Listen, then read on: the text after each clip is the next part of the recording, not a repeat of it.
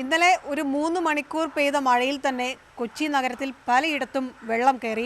വീട്ടു സാധനങ്ങളൊക്കെ എടുത്ത് മുകളിലേക്കൊക്കെ ചുമന്നുകൊണ്ട് പോവുകയും വീട് വിട്ടിറങ്ങുകയും ചെയ്യുന്നൊക്കെ ഒരു ഗതികേട് ഇത്തവണയും കൊച്ചിക്കാർക്കുണ്ടായി. ഇത് മടുത്തതുകൊണ്ട് എന്തെങ്കിലും ഒരു പോംവഴി ആലോചിച്ചു തുടങ്ങിയിട്ടുണ്ട്. അങ്ങനെ വീട് ഉയർത്തുക എന്ന ഒരാശയത്തിലേക്ക് അപൂർവമായി ചിലരെങ്കിലും പോകുന്നുണ്ട്. ഒരു ജനപ്രതിനിധിയാണ് എൻ്റെ കൂടെ ഉള്ളത്, തൃക്കാക്കര MLA ഉമാ തോമസ്.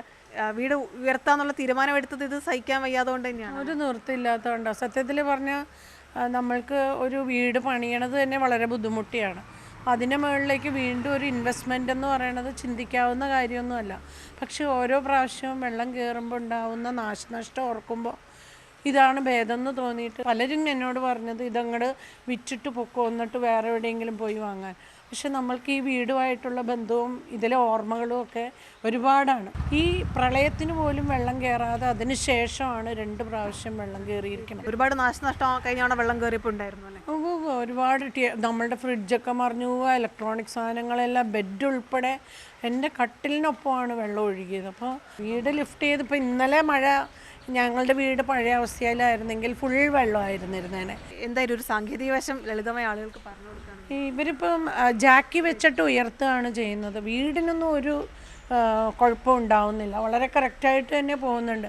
അപ്പോൾ ഇതിപ്പോൾ 4 അടി ഉയർത്തിയതാണ്. ഇത് ഇത്ര ഉയർത്തിയതുകൊണ്ട് ഇനി കയറില്ല എന്നുള്ളൊരു വിശ്വാസമാണ് നമ്മൾക്ക്. ഇത് അവർ സ്ക്വയർ ഫീറ്റ് റേറ്റിലാണ് പറയുന്നത്. ടൈല് മുഴുവൻ മാറ്റേണ്ടി വരും, ഫ്ലോറിംഗ് എല്ലാം ചെയ്യേണ്ടി വരും, താഴെ മാത്രം.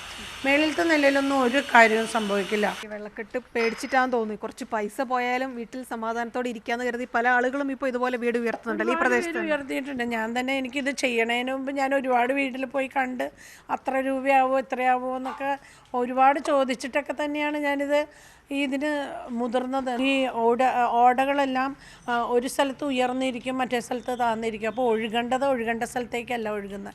അപ്പം അങ്ങനെയൊക്കെ വരുമ്പോൾ അത് തള്ളി ഇങ്ങനെ വീടുകളിലേക്ക് തന്നെ കയറും. അടുത്ത മഴക്കാലത്തെങ്കിലും സമാധാനത്തോടെ വീട്ടിൽ കിടന്നിറങ്ങാനുള്ള ഒരു മാർഗം കണ്ടെത്തുകയാണ് ചെയ്തത്. കൊച്ചിയിലെ പല ആളുകളും ഇപ്പോൾ ഈ മാർഗം സ്വീകരിക്കുകയും ചെയ്യുന്നുണ്ട്. ക്യാമറമാൻ ആന്റണി ഗ്രിഗരിക്കൊപ്പം കൊച്ചിയിൽ നിന്ന് റിയ, മാതൃഭൂമി ന്യൂസ്.